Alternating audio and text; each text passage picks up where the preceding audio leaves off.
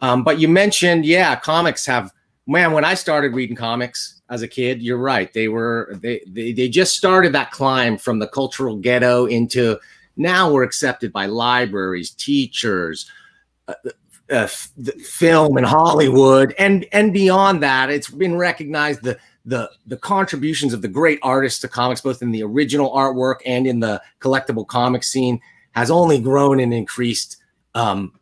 Basically recognizing the merit, I think, of the artwork and the medium that brought all this stuff.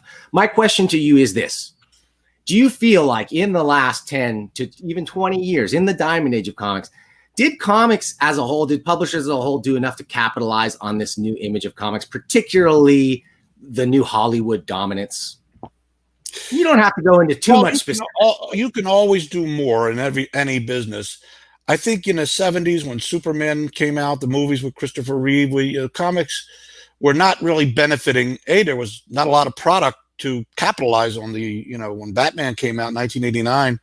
I remember the buzz. Everybody was talking about Batman, but when you came out of the movie theater, there was nowhere to go there were places to go, but there was no product to capitalize on.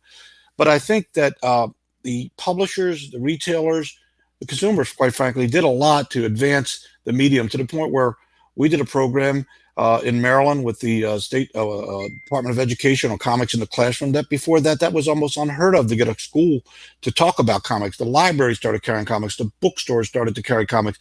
And then the movies, really, things start to happen, because when they start letting a lot of the comic book writers get involved with the script, then the movies got better.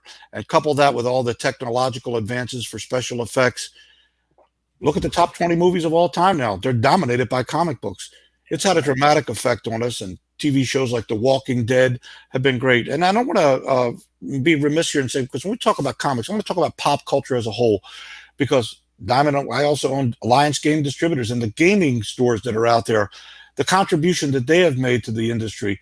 This is one big happy family of pop culture, and people have a desire to spend their leisure time entertaining themselves, and we play a big part in that. When I say we, I don't mean Diamond, I mean the industry. So it's very rewarding.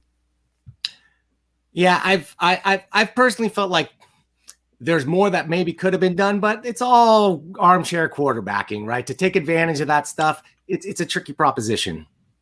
Well, for every new thing you try you have to remember, let's say you had that Monday morning quarterback crystal ball, you make 10 other ideas, but depending on your batting average, you got to worry that 5 of them might have been bad or 6, and the price you might have paid for one of those things. A lot of times the right answer to something isn't the right answer if it's done at the wrong time.